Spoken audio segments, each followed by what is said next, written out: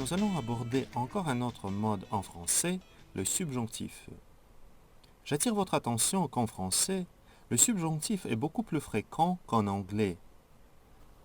Dans ce module, nous allons apprendre avec vous à utiliser correctement le subjonctif présent et passé, à distinguer l'indicatif et le subjonctif. Pour pouvoir maîtriser la langue française, il faut que vous sachiez le subjonctif. Allons-y! Avant de passer au subjonctif, il est important de savoir ce que cela veut dire un mode.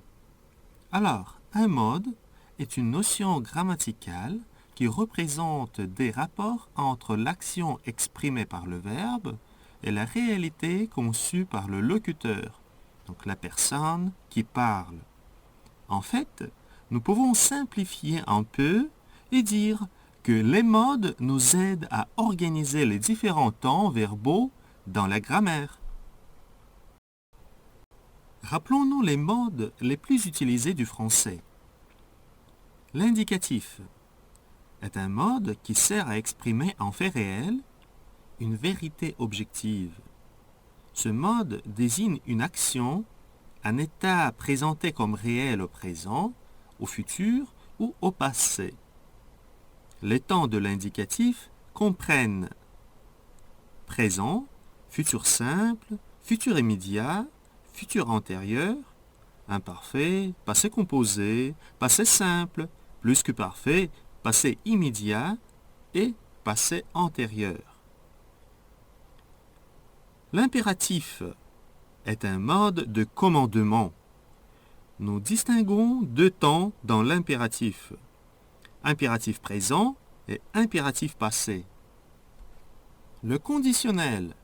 Nous venons d'apprendre avec vous que c'est un mode de supposition. Il exprime d'ordinaire un fait possible dont la réalisation dépend d'une condition. Le conditionnel peut être présent ou passé. Et finalement, le quatrième mode est le subjonctif. Le mode subjonctif sert à exprimer une action désirée, douteuse, incertaine. Il présente un fait qu'on pensait, imaginer. Le subjonctif a 4 temps. Le subjonctif présent, le subjonctif passé, l'imparfait du subjonctif et le plus que parfait du subjonctif. Les deux derniers sont des temps littéraires et vieillis. Nous n'allons pas les aborder dans ce cours.